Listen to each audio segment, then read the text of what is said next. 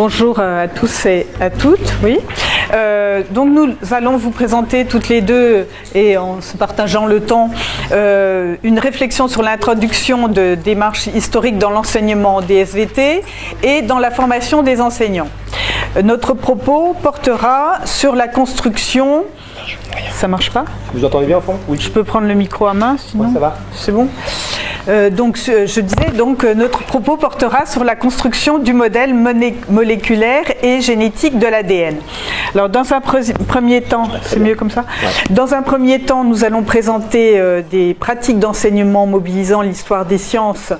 Mais auparavant, donc, je ferai un petit détour pour rappeler quelques éléments de l'histoire des sciences sur lesquels nous nous appuyons, concernant donc l'élucidation du rôle et de la structure de l'ADN. Et dans un second temps... Dans une seconde partie, je vais m'appuyer sur cette recherche dont j'ai exploité les résultats pour concevoir une partie d'une évaluation du MUE d'épistémologie et d'histoire des sciences, donc dans le Master 2 enseignement des SVT à l'Université de Franche-Comté. Et puis en testant aussi, dans le cadre d'une évaluation de cette UE, le rapport à la nature de la science des étudiants. Voilà. Nous allons commencer par rappeler quelques éléments des programmes de lycée qui encouragent les enseignants à s'appuyer sur l'histoire des sciences pour, comme le dit le texte, faire comprendre ce qu'est le savoir scientifique, faire comprendre la nature de la connaissance scientifique et son mode de construction. Les programmes suggèrent également d'utiliser une démarche historique pour approcher certaines connaissances au programme. Et c'est ce que nous allons voir justement à propos de la structure de l'ADN qui est abordée en classe de seconde. Et à ce propos, donc, nous envisagerons différentes pratiques d'enseignement. Donc j'ai annoncé tout à l'heure un détour sur l'histoire des sciences. C'est des éléments que tout le monde connaît bien ici, mais simplement mettre l'accent sur certains éléments. Donc cette figure représente l'élucidation du rôle de la structure de l'ADN et de ses principaux acteurs, depuis l'identification de la nucléine jusqu'à la proposition du modèle de la double hélice.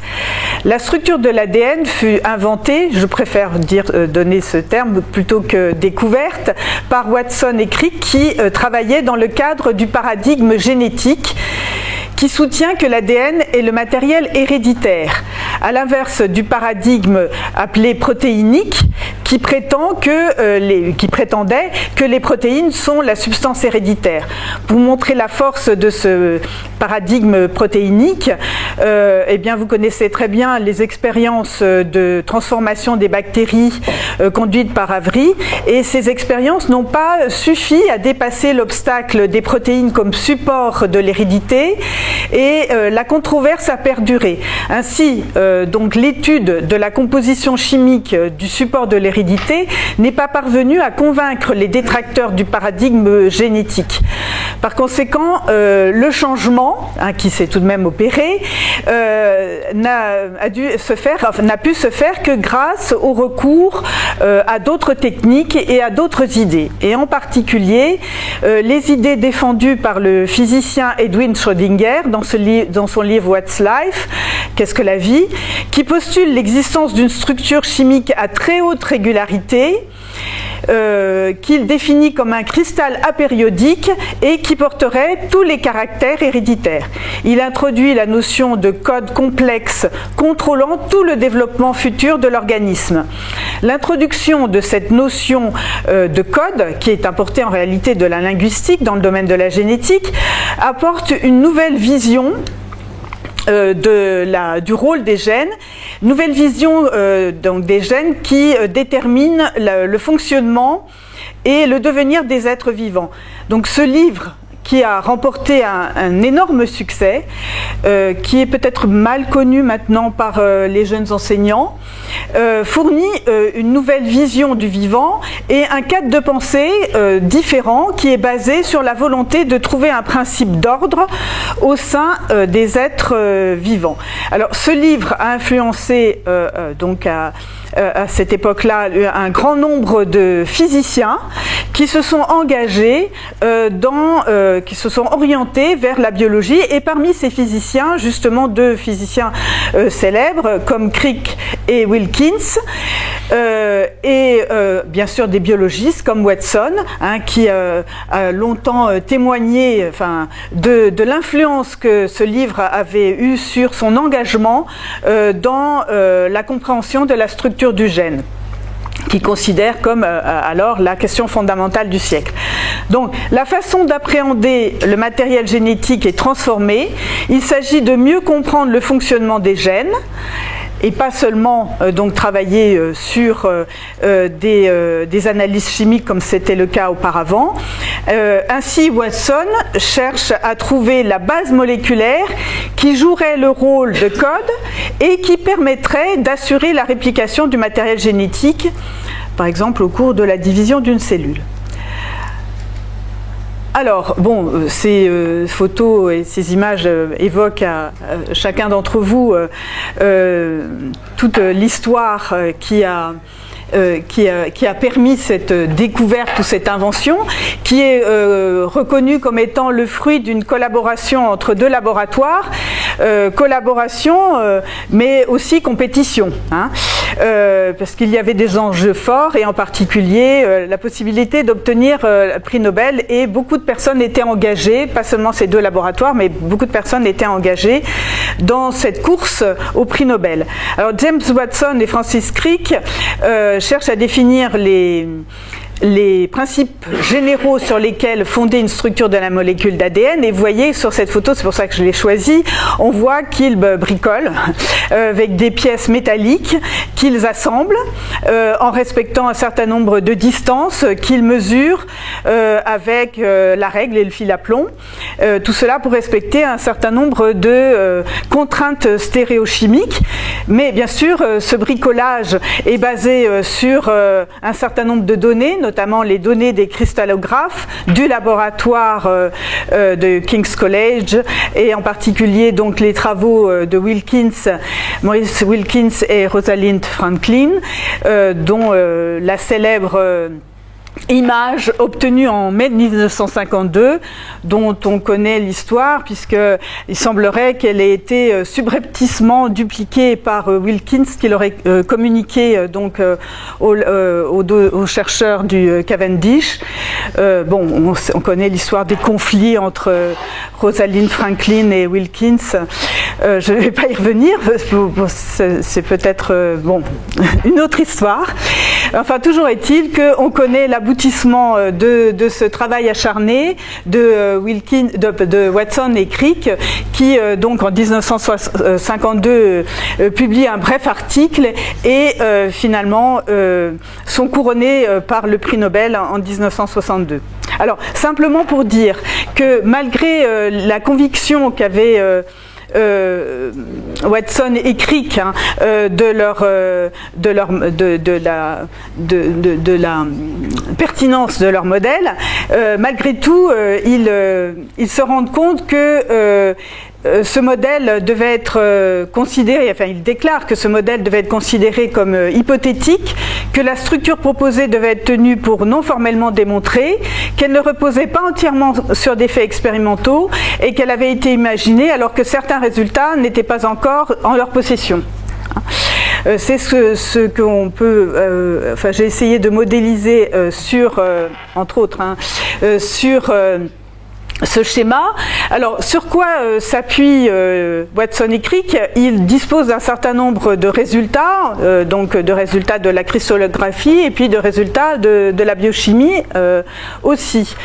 Donc, en ce qui concerne les résultats de la cristallographie, donc grâce aux images obtenues par Rosalind Franklin, ils savent que on peut compter, enfin, ils peuvent s'appuyer sur l'idée qu'ils sont en présence d'une hélice, donc ils vont essayer de reconstruire cette hélice, et donc en utilisant les méthodes que je vous ai décrites tout à l'heure.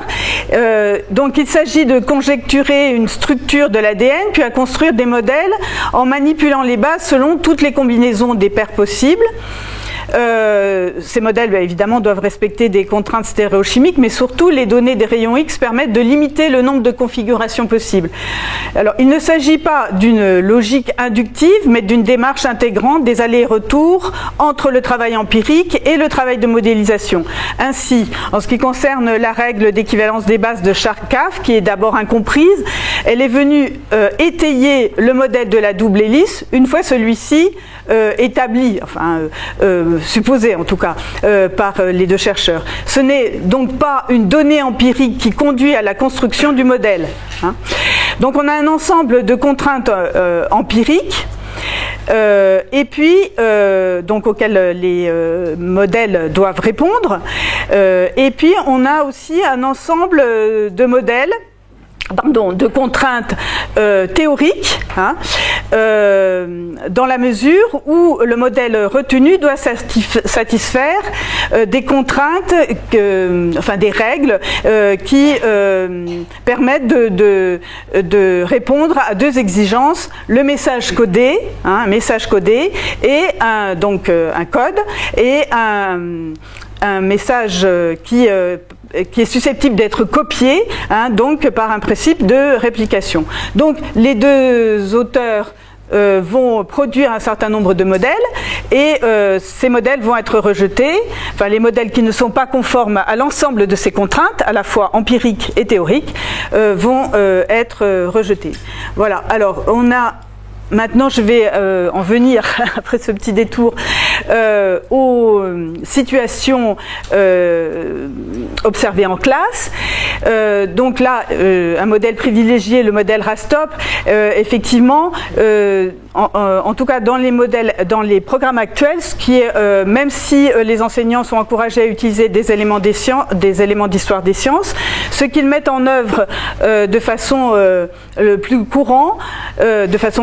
la façon la plus courante, c'est ce modèle, ce logiciel Rastop, qui donc fait appel à des représentations infographiques. Alors les élèves ont un certain nombre d'activités à réaliser, et ils manipulent la molécule grâce à ce logiciel. Ils identifient les différents éléments, ils les désignent, ils repèrent la complémentarité des bases. Bref, ils établissent la structure, enfin ils entrent dans la structure de la molécule. Et bien sûr, il y a des éléments d'histoire des sciences qui sont évoqués, en particulier bien sûr les travaux de Watson et Crick, mais le contexte de cette découverte n'est pas présenté. De même, les travaux de Chargaff sont présentés. On demande aux élèves quelles propriétés de l'ADN suggèrent la comparaison des rapports C sur G et A sur T. Et c'est ensuite seulement qu'on s'intéresse au lien entre la structure de l'ADN, en particulier sa fonction de support de l'hérédité. On étudie la succession des nucléotides, les différences observées entre individus, entre cellules, entre individus, entre espèces, pardon, etc. Et ceci permet d'introduire la notion de variabilité génétique. Alors tout ça pour dire, enfin c'est très rapide, que le problème, alors que donc le problème à résoudre est alors comment la molécule d'ADN peut-elle contenir une information, mais on voit que cette fonction n'est abordée que dans un deuxième temps. Et par ailleurs, la fonction de copiage n'est pas abordée puisqu'elle est reportée à l'année suivante dans les programmes. Elle est abordée en première S. Donc le cheminement ici des élèves est très balisé, et ça peut donner une impression, une image fausse ou simpliste des sciences, avec une grande importance ici donnée à l'observation, même si c'est via un logiciel. Une autre façon de mobiliser l'histoire des sciences est abordée dans un article de RDST, c'est la revue de recherche en didactique des sciences et technologies, qui présente donc une démarche historique avec comme objectif de mettre les élèves, de faire vivre aux élèves une démarche d'investigation de nature scientifique visant à rapprocher l'activité scolaire de la pratique scientifique. Alors rapidement, on propose aux élèves différents modèles, dont deux modèles qui n'ont pas été retenus le troisième étant le modèle actuel. Et puis les élèves doivent expliquer quels sont les modèles qui répondent aux contraintes fonctionnelles de code et de copie. Ils travaillent en petits groupes et chacun d'entre eux est encouragé à rechercher les données structurales qui disqualifient ou non chacun de ces modèles. Alors pour vous expliquer un petit peu mieux comment ce travail se réalise. Voici deux extraits des échanges entre des groupes d'élèves, et on voit que dans le premier groupe, ces élèves donc cherchent à remettre en cause le premier modèle qui est le modèle à simple brin, en faisant allusion à la nécessité d'un brin complémentaire, mais ils ne justifient pas pour quelle raison et pour quelle fonction surtout il est nécessaire d'avoir un brin complémentaire. Dans l'extrait 2, on voit que ce qui est envisagé par les élèves, c'est la possibilité de réplication qui est envisagée successivement pour chacun des modèles, et on voit qu'il y a une amorce de recherche de la raison pour laquelle ces modèles permettent d'assurer ou non cette fonction. Alors l'intérêt didactique de la situation, c'est de permettre aux élèves d'avoir accès à un ensemble de pratiques qui contribuent à les inscrire dans une activité scientifique authentique, qui leur permet de se forger des outils de pensée spécifiques aux sciences. Alors j'ai pris ces trois exemples parce que c'est ceux qui apparaissent le plus dans cette situation. D'abord modéliser. Donc on a vu que historiquement la production de savoir sur l'ADN était basée sur un processus de modélisation. Il s'agit ici de placer les élèves en situation de s'essayer à un travail de confrontation des modèles à des contraintes théoriques. Donc c'est l'occasion pour eux de manipuler des modèles, de se rendre compte qu'ils permettent de se représenter une structure fonctionnelle non directement observable, et c'est l'occasion également pour eux de mesurer la distance entre cette représentation et le réel. Deuxième point, interroger la relation structure-fonction.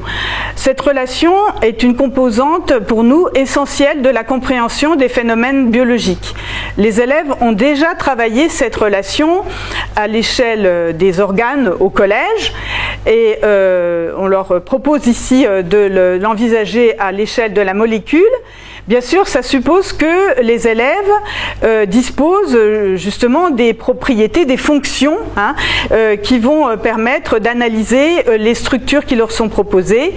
Et on voit que effectivement, si ces fonctions sont reportées à un autre moment, enfin plus tard, ça risque de poser un problème, et Patricia y reviendra.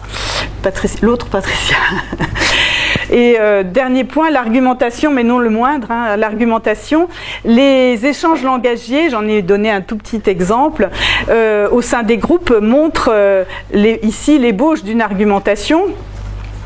Ces pratiques argumentaires, pour nous, constituent des apprentissages qui sont importants à développer à l'occasion de situations comme celle-ci. Ceci suppose un mode d'organisation qui permette à la classe de fonctionner comme une communauté d'échange. Pour terminer, avant de laisser la parole à Patricia Crépin, donc utiliser l'histoire des sciences permet, dans certaines conditions, de promouvoir une idée plus juste de la science et de l'activité scientifique, comme le prévoient les programmes, nous l'avons vu au début. Les activités ici proposées aux élèves leur permettent d'intégrer l'idée que la molécule d'ADN est un objet construit intellectuellement et non le résultat d'observations micro ou macroscopiques.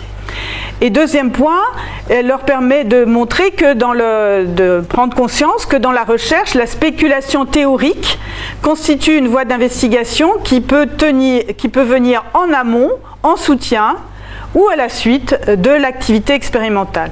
Donc plusieurs études comparatives ont montré que la vision des élèves en des sciences se trouve modifiée lorsque l'enseignement s'ouvre à l'histoire des sciences. Je ne reviendrai pas, je ne développerai pas ce point, mais simplement pour donner la parole à Patricia Crépin, je pense que je reviens sur le rôle de l'enseignant qui est éminemment primordial.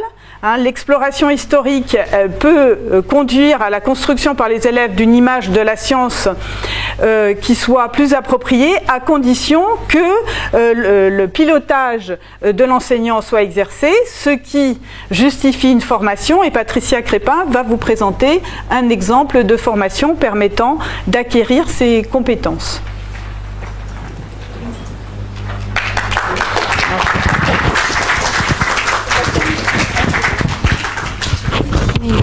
Je vais vous présenter dans un premier temps le contexte de l'UE que j'ai construite en Master 2 enseignement des SVT, donc qui est une UE d'épistémologie et d'histoire des sciences, donc en relation avec la didactique des sciences. C'est une UE qui a pu s'ouvrir dans le contexte précédent de la masterisation, avec la place octroyée à l'épistémologie et l'histoire des sciences dans les instructions officielles du nouveau CAPES 2011, ancien maintenant, en accord avec les nouveaux programmes du secondaire, et de fait dans les sujets zéro, donc proposés en 2010. Donc doublement qualifiée en 70 et 72e section, je me suis vue accorder donc la conception et la responsabilité de cette UE, ce qui m'a enchantée. Et donc mon ambition était d'offrir aux étudiants un temps de réflexion et des sources historiques pour réfléchir sur leur représentation à la nature de la science, questionner les cheminements scientifiques qui ont permis à cette construction de connaissances de s'effectuer, et aussi construire peut-être auprès d'eux une image un peu plus authentique, comme Patricia Schneeberger vient de le rappeler ici, donc du processus épistémologique. Donc, en effet, par rapport aux démarches historiques, à travers la lecture des prescriptions des programmes et des avertissements des programmes du secondaire, et en m'appuyant sur une grille que propose Philippe Maty dans un ouvrage très intéressant sur la nature de l'histoire des sciences telle qu'elle est intégrée dans les manuels scolaires, j'ai retenu deux pôles qu'on peut repérer et identifier, et donc par rapport à ces deux démarches historiques ou deux images de la nature de la science. Donc j'ai retenu moi 3 points essentiels. Alors est-ce que la science, pour le premier point, est une histoire individuelle de savants isolés, géniaux, donc mythiques quelque part, avec leur intuition, ou est-elle le fruit de mouvements de recherche collectifs? Pour le deuxième point, est-ce que la science que l'on voudrait faire appréhender, la connaissance est validée prioritairement par des faits expérimentaux accumulés, ou alors est-ce que elle va consister en des explications par des modèles et des théories qui sont soumis à la critique collective?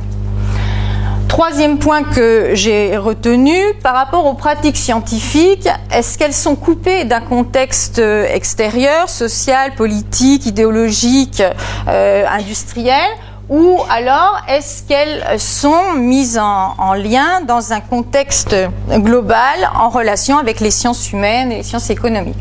Donc voilà, par rapport en bilan finalement de l'objectif de cette unité d'enseignement, qui est finalement de faire prendre une certaine distance aux étudiants d'une vision caricaturale de la science qu'ils pourraient avoir, qu'il pourrait s'être construite, et de le faire appréhender au contraire la science de jour et de nuit, selon un texte en référence à François Jacob que nous avait fait découvrir lors d'une dernière intervention Yann Bassaglia qu'on écoutera cet après-midi. Donc c'est un discours qu'a prononcé François Jacob qui s'intitule Le Courage en 2005 lors d'une séance publique annuelle de l'Académie des sciences, donc qui est vraiment que j'ai trouvé vraiment très intéressant et qui résonnait bien avec mes priorités concernant la conception de cette UE. Donc la question que je me posais effectivement, c'est comment finalement transformer le rapport au savoir scientifique du futur enseignant selon son image de la nature de la science qu'il s'est construite le long de son parcours d'élève et d'étudiant. Donc, par rapport à la conception ici que je vais vous montrer d'une évaluation de cette UE, je me suis appuyée sur deux sources bibliographiques. La première, c'est la lecture de l'autobiographie de cette aventure intellectuelle passionnante, donc écrite par James Watson lui-même, La double hélice. C'est un ouvrage qui m'a passionnée par rapport à redonner vie à cette collaboration de communautés scientifiques où on a tous les cheminements qui ont été, que l'on revit avec lui, tous les détours, tous les moments de découragement avec Francis Crick, donc son collaborateur privilégié. Donc c'est vraiment une lecture passionnante d'une science en marche, telle qu'il l'a vécu avec ces questions, et où on réalise vraiment que le raisonnement est loin d'être linéaire par rapport au sein de cette équipe du Cavendish, donc de Cambridge.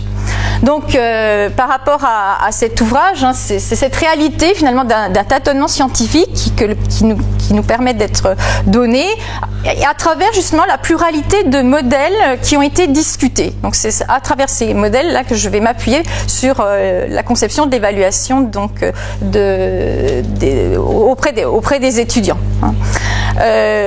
Par rapport à la deuxième source, donc c'est l'intérêt repéré d'une démarche constructiviste en classe de seconde, donc par rapport à l'article sur lequel aussi là j'avais envie donc de tester, mais là au niveau des étudiants cette approche.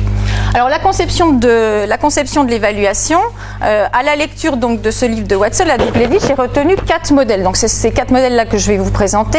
Je les ai offerts aux étudiants pour cerner leur positionnement par rapport aux différentes impasses vécues dans un temps très rapproché finalement. Et je vais vous présenter donc maintenant le premier modèle. Donc j'ai retenu celui-ci. Donc ce sont des extraits tirés du premier ouvrage de l'édition Lafon. Donc c'est un fragment d'ADL tel que l'imaginait en 1951 le groupe d'Alexander Todd. C'est le modèle enseigné à l'époque, du point de vue donc uniquement biochimique. Et il pensait donc que les liaisons internucléotidiques étaient des liaisons phosphodiester et que l'ADN était apparenté à une protéine, en donnant la priorité aux protéines finalement pour engager une diversité du vivant avec un code à 20 lettres par opposition à l'ADN qui n'avait qu'un code à 4 lettres.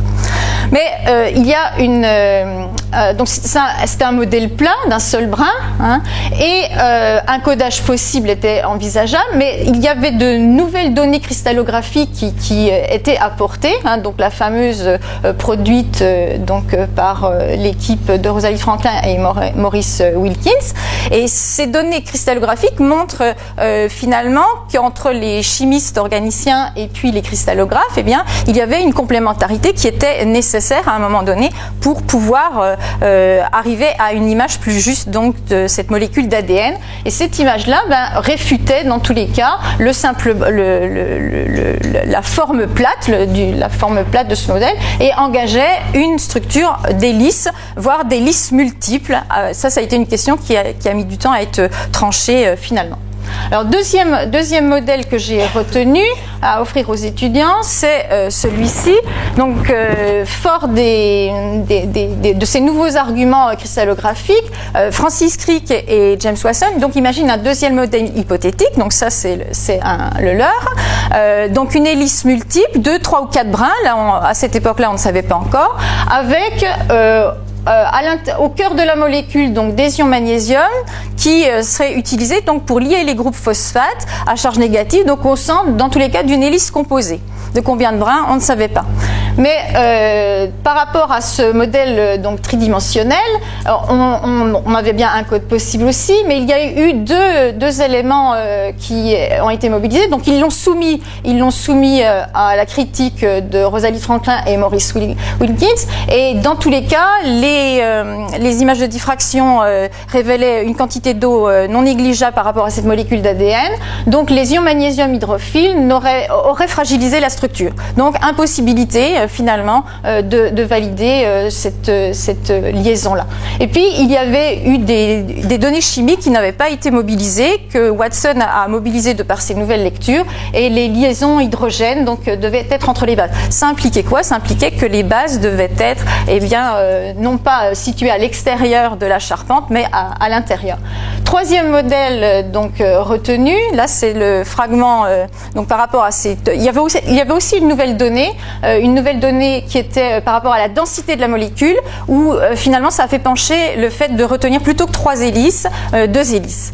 Donc en tant que biologiste, en plus, Watson nous avoue que ça lui semblait plus élégant, là, comme a dit Thierry Hoquet tout à l'heure, de retenir une structure à 2 brins qu'une structure à 3 brins.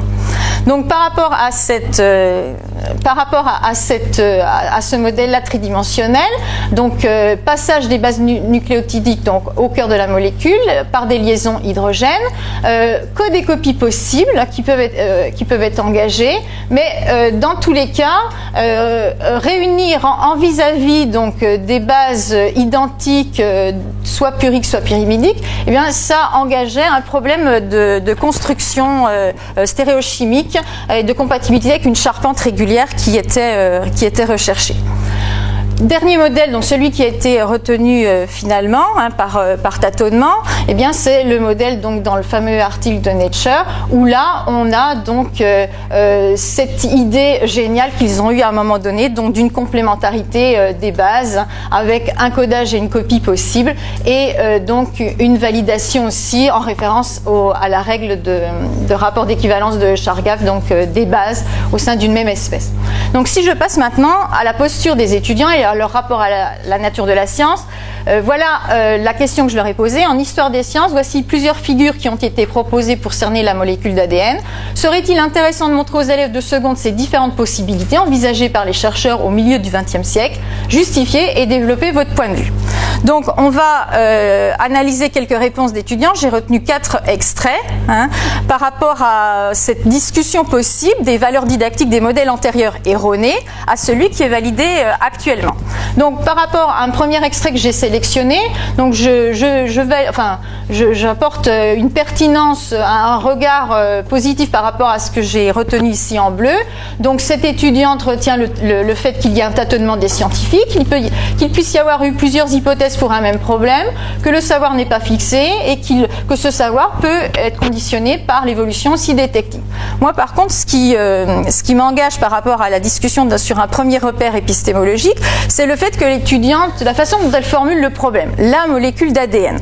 De cette façon-là, c'est une formulation qui reste maladroite et qui peut porter ambiguïté, parce que quand on les questionne plus avant, finalement les étudiants vous proposent éventuellement sous forme interrogative, mais quelle est la structure de l'ADN? Voilà comment eux cernent le problème. Donc proposer ainsi, c'est réduire le problème à sa structure, et ça n'ouvre pas, contrairement à la problématique de l'époque, sur un problème qui est au contraire ouvert et conditionné par ce cadre théorique et cette nécessité d'avoir une information génétique, donc une information avec réplication et reproduction donc du vivant. Alors, en renvoi aux étudiants, ce que l'on peut faire, c'est revenir sur des sources primaires, et là j'ai retenu un extrait de l'article du fameux article de Nature en 1953, où on a deux phrases qui sont fondamentales.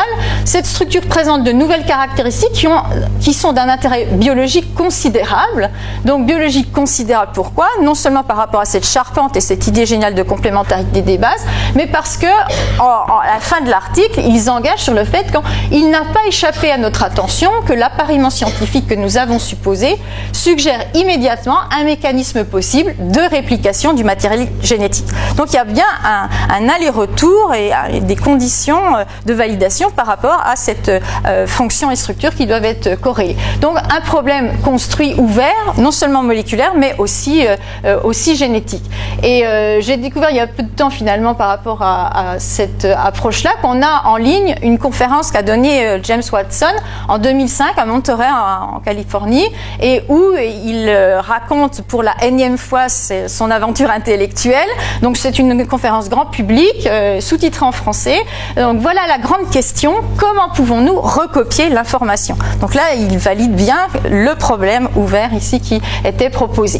Deuxième extrait d'une étudiante ici par rapport à donc sa posture, où là, c'est un deuxième critère, c'est un deuxième repère épistémologique qui m'intéresse, c'est-à-dire la communauté scientifique. Comment l'a-t-elle perçue? Alors, je validerai le fait qu'elle accepte effectivement de proposer aux élèves un modèle qui s'écarte le plus du modèle validé actuellement, jusqu'au modèle actuel à condition d'intégrer les observations ou expériences. Donc ça, c'est intéressant. Par contre, ce qui me gêne, ce qui m'alerte, c'est le fait qu'elle accorde l'ensemble de la découverte à Crick et Watson, dont la cristallographie au rayon X, voilà, telle qu'elle le donne ici. Alors ce qui est intéressant là aussi, si on renvoie à la même source primaire, donc le fameux article de Nature, qui est un article très synthétique, très court, Watson et Crick se positionnent vraiment dans une communauté de scientifiques. Et dans la lecture de cet article, ils vont réfuter dans un premier temps le modèle à 3 chaînes entrelacées qu'ont proposé Pauling et Corret, donc dans la même année, 52-53, que d'ailleurs ils leur avaient aimablement prêté leur manuscrit avant sa publication. Ensuite, ils valident l'idée des bases donc à l'intérieur en référence à un modèle de Furberg. Ensuite, ils font le lien avec la démonstration empirique donc du rapport d'équivalence de Chargaff et de Watt, donc il a dû conforter les données de Chargaff. Ils se positionnent aussi par rapport, en respectant les critiques qui leur ont été données par Donahue sur les distances interatomiques, qui fait que eux, au départ, dans leur premier bricolage du pulse qu'ils étaient en train de construire, eh bien, les atomes d'hydrogène, ils les avaient placés au mauvais endroit parce qu'ils avaient suivi ce qui était donné dans les livres. Et Donahue leur a dit que dans les livres, c'était pas juste. Donc, ils ont pu changer et trouver une autre solution. Et puis, dernière référence, donc les travaux en cristallographie de Willy. Donc là, il y a bien une communauté scientifique de débat, de publication qui est complètement intégrée donc par les scientifiques. Un extrait numéro 3, c'est une autre étudiante donc qui se positionne effectivement. Cette construction nécessite non pas un scientifique, mais une communauté de scientifiques. Le problème ici, c'est qu'elle se positionne bien d'une façon très générale, mais qu'elle ne fait pas référence ni aux documents, ni à des connaissances. Donc, il n'y a aucune certitude de mon point de vue pour assurer qu'elle est vraiment, qu'elle se soit vraiment appropriée ce repère épistémologique. Et enfin, dernier extrait, par rapport à un troisième repère épistémologique dont on a parlé tout à l'heure, c'est le rapport à l'erreur. Comment se situent les étudiants par rapport à ces modèles? Donc là, c'est une étudiante qui dit que finalement, le modèle 2, elle ne l'accepterait pas parce qu'il est quand même trop loin du modèle actuel avec ses ions magnésium, et donc quelque chose en plus qui n'existe pas dans l'ADN, ce n'est pas possible, ce n'est pas acceptable. Donc là, même démarche, si je renvoie l'étudiante à la posture des chercheurs de Watson et Crick, là c'est un extrait d'une lettre qu'ils ont écrite à Malzdelbrück quelques temps avant leur parution de Nature, et où là ils mettent bien, donc c'est un modèle inhabituel, c'est un modèle possible, il a un caractère provisoire, il manque encore de preuves en sa faveur. Malgré tout, ils ont osé, ils ont pris des risques, ils se sont enhardis. Et même si elle est fausse, c'est leur hypothèse, je crois qu'elle est intéressante car elle fournit un exemple concret d'une structure composée de chaînes complémentaires. Donc pour eux, la prise de risque d'une erreur est complètement assumée par les chercheurs. Donc c'est ce qui me paraît aussi important comme troisième repère. Donc en conclusion, je te laisse la parole. Si tu veux, oui. Sur les conditions de possibilité, on en a repéré 3, donc 2 que Patricia Schneeberger a plutôt engagées et la dernière que j'ai engagée moi. Donc, à travers cet exemple, enfin ces exemples, nous avons essayé de montrer les liens possibles entre la recherche en didactique des sciences, la formation et les pratiques professionnelles. Donc c'est la situation que j'ai décrite où il est proposé aux élèves 3 modèles de façon à en écarter et en retenir certains, j'ai montré qu'elle ne pouvait fonctionner que si les élèves avaient déjà abordé les fonctions de la molécule d'ADN et en particulier la capacité de réplication.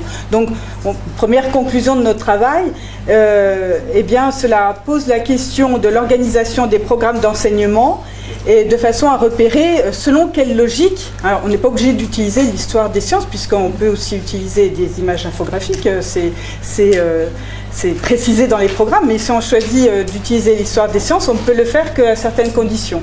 Donc ça implique un certain nombre de conséquences concernant l'organisation des programmes. Par ailleurs, donc l'élaboration... ah oui, il faut que je parle. Vous m'entendez, je parle fort contre les profs. L'élaboration et la mise en place de situations telles que celle-ci ne sont pertinentes que si elles s'appuient sur une bonne connaissance, non seulement de l'histoire d'une découverte, qui est bien documentée dans ce cas, mais surtout sur une réflexion épistémologique sur les conditions qui ont présidé à l'élucidation de cette notion ici de la structure de l'ADN.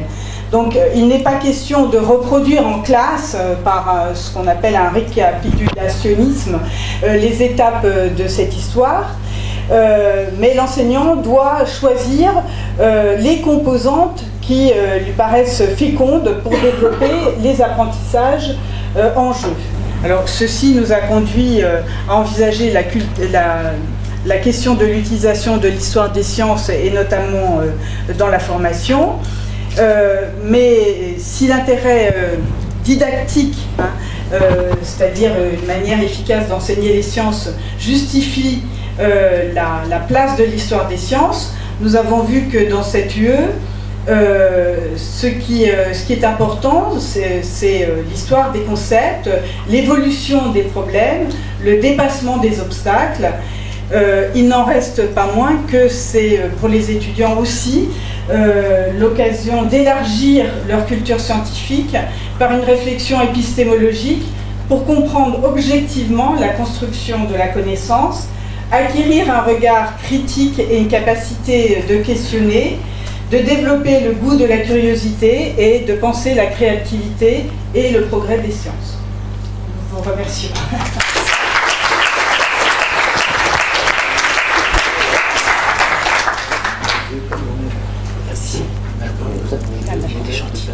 Oui, je sais, merci.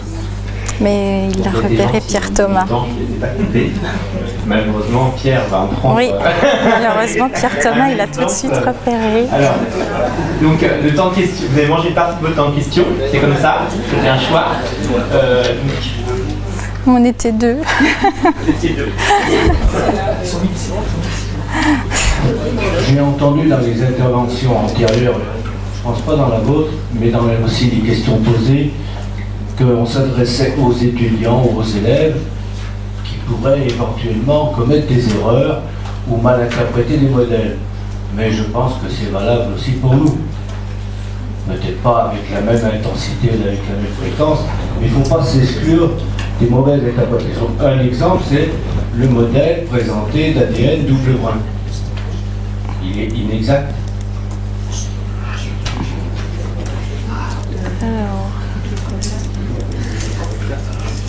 Moi, sa représentation est inexacte. Voilà. Les deux brins sont dits parallèles. Donc, il faudrait décider les lettres à l'envers sur l'un des deux brins. Voilà. Là, c'est repris, donc ce sont 4 représentations dans la double hélice. Hein. C'est un modèle que l'on copie et on ne fait pas gaffe. Et voilà. Bien sûr. Moi, ce qui me dérange le plus, mais j'en reparlerai par la suite en petit comité, c'est qu'on fait de la didactique et je pense que c'est essentiel. Il y a l'expérience, bien sûr, sur le terrain avec les élèves, avec les collègues et ainsi de suite. Sur le terrain, je veux dire le terrain de la classe ou de l'établissement. Mais c'est surtout les activités expérimentales. Parce qu'ici, dans le modèle de Watson, il est évident qu'on cite des noms qui ont apporté des informations aux deux compères, je vais dire complices, mais presque. Mais les techniques utilisées, pourquoi je sais que ce sont des pentoses, pourquoi je sais qu'il y a 2 types de bases, pourquoi je connais la distance entre telle ou telle molécule. Bon, tout ça, c'est la pratique expérimentale qui le fournit. Alors je ne dis pas qu'il faut faire de la pratique expérimentale, parce qu'on n'aurait pas le temps.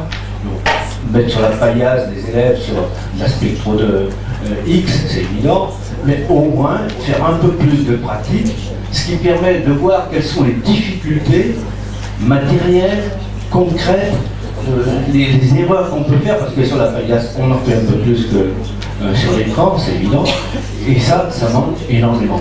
On pourrait dire la même chose pour la géologie, on verra ça avec Pierre.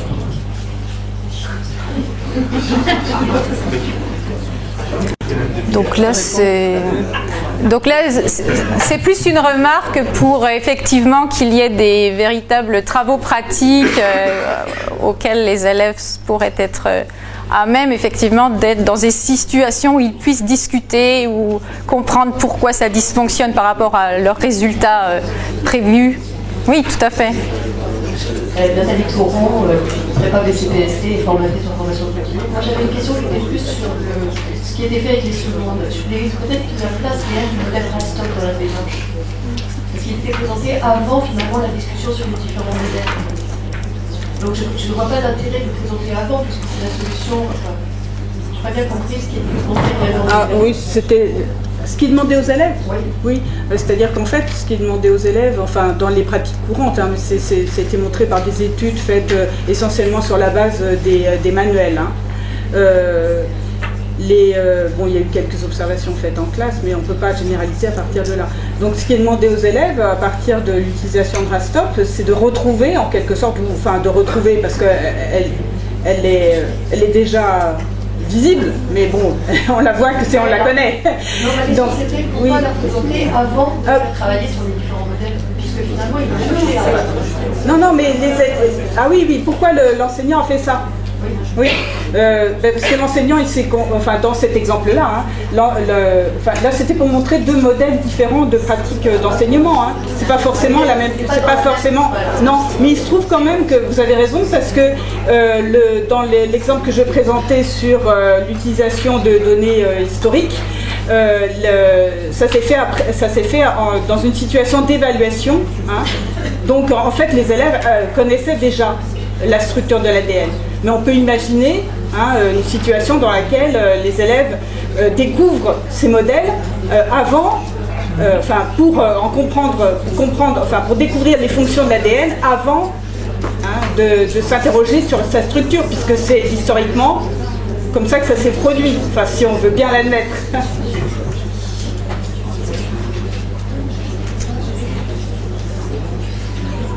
Peut-être il nous reste 8 minutes avant d'aller déjeuner. Une ou deux questions. Peut-être pour tourner pour passer à 10 personnes. Mais on aura un temps final. On aura la synthèse de Christian et d'éventuelles questions complémentaires en fin de journée. Bonjour, Hervé Pézor, je pense à Paris. C'est aussi une question, enfin une remarque par rapport à la présentation de Patricia. On voit les difficultés parce que là vous vous retrouvez en isomorphie comme un enseignant avec un temps court, vous présentez les choses. Quand on voit la démarche historique, on voit que c'est linéaire. On voit une schématisation linéaire des choses, c'est-à-dire que la découverte se fait successivement, il n'y a pas d'échec, pas de difficulté.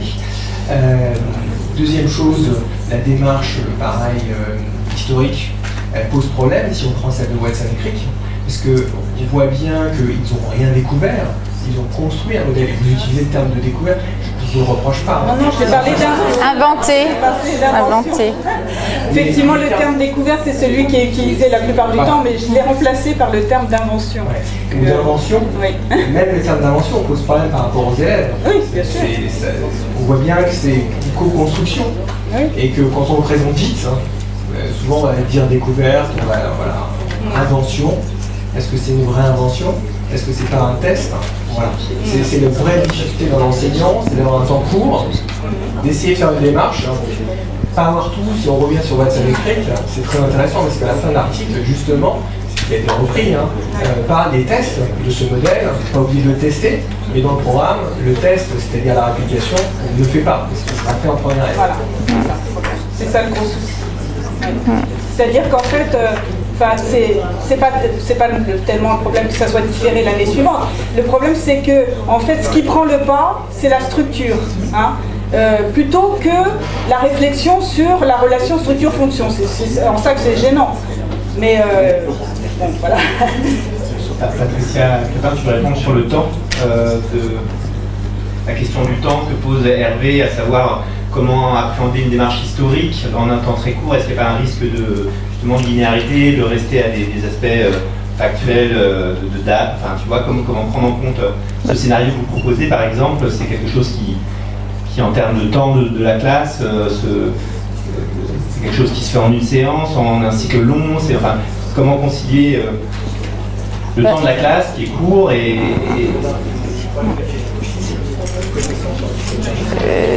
des connaissances qu'ils ont en physique-chimie sur la... C'est souvent pourquoi c'est mis en parallèle. Ça fait partie du chapeau la liberté pédagogique laissée aux étudiants, où c'est ou histoire des enseignants, oui, ou histoire des sciences, ou documents, ou éventuellement. Donc c'est vrai que c'est un choix d'emblée qui est fait, hein, de ne pas envisager l'ensemble des activités authentiques. Et là, l'idée de linéarité, elle est pas. Enfin, si c'est vraiment le processus qu'on questionne et que l'on comprenne pourquoi on passe d'un modèle à l'autre, pourquoi à un moment donné il y a une réfutation, quelles sont, c'est pas une linéarité dans le sens où j'ai une succession de dates et d'événements et de découvertes entre guillemets. C'est vraiment le processus de construction qui a permis au fur et à mesure de changer de modèle. Et juste pour compliquer, quand on donne aux élèves, dans la situation que j'ai décrite, 3 modèles, c'est 3 modèles qui ne... Enfin, il y en a 2 qui sont quasiment contemporains, hein, 52, 53, mais le modèle donc inspiré de l'EOM, il est bien antérieur. Hein, donc là, on efface justement la question des durées, etc. On place les élèves face à une situation qui pourrait être comparable à celle d'une communauté scientifique qui est confrontée à des modèles différents, même s'ils ne sont pas datés de la même époque. Parce que ce modèle 1, c'est 1921, et puis ces 2 modèles-là, c'est contemporain quasiment, puisque c'est 1953. Donc c'est... Ouais. Je ne sais pas si ça répond à votre question. Il pourrait y avoir des discussions complémentaires à midi aussi, parce que je crois qu'on va devoir... Est-ce qu'il y a une dernière question sans vouloir frustrer personne, sinon encore une fois, éventuellement en fin de journée, mais je sais qu'en fin de journée on est souvent un peu fatigué par la succession des interventions. Je vous propose qu'on remercie les 2 Patricia.